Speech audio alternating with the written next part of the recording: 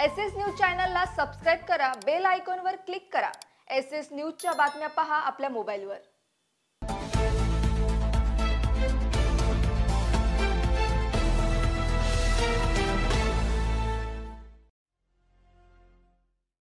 नमस्कार, मी Shilpa Baviskar. SS news मध्ये आपलं स्वागत आहे। चला तर मग जाणून घेऊयात आजच्या महत्त्वाच्या बातम्या।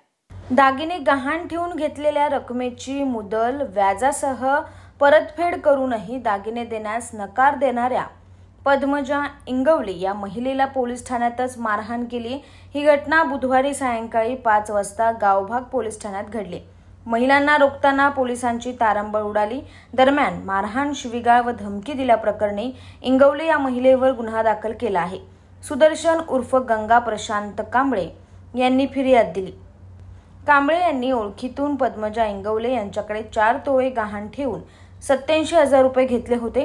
व्याजासह मुद्दल परत करूनही इंगवले दागिने परत करीत नव्हत्या।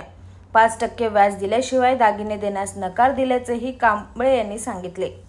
शेवटी हे प्रकरण पोलिसात गेलं। कांबळे या सामाजिक कार्यकर्ता अश्विनी कुबडगे, सावित्री हजारे यांच्यासह महिलांना घेऊन पोलीस ठाण्यात पोहोचल्या। तिथे महिलांनी इंगवले यांना मारहाण केली। कांबळे यांनी गावभाग पोलीस ठाण्यात तक्रार दिली असून स्वतःसह अश्विनी कुबडगे, यास्मिन संधी यांना इंगवले यांनी मारहाण, शिवीगाळ व धमकी दिल्याचे नमूद केले आहे।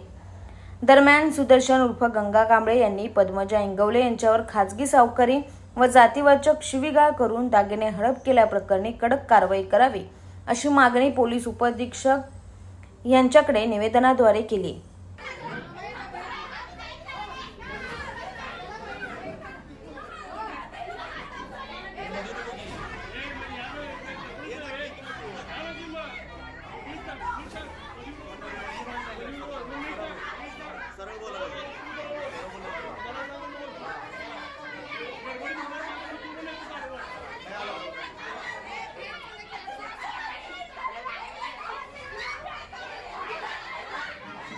एसएस न्यूज चॅनलला सबस्क्राइब करा, बेल आयकॉनवर क्लिक करा।